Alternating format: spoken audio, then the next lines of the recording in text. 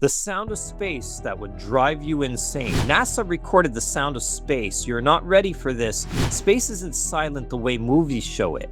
There's no air for sound waves, but there are electromagnetic vibrations, and when NASA converts those signals into audio, the result is pure nightmare fuel.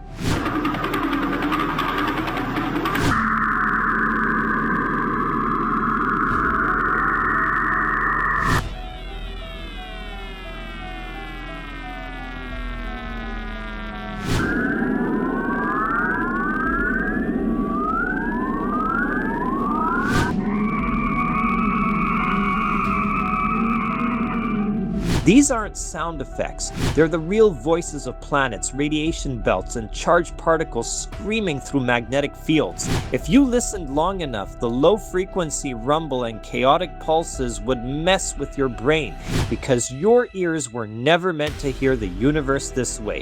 If cosmic audio that hits your nerves and curiosity at the same time is your thing, you're one of us.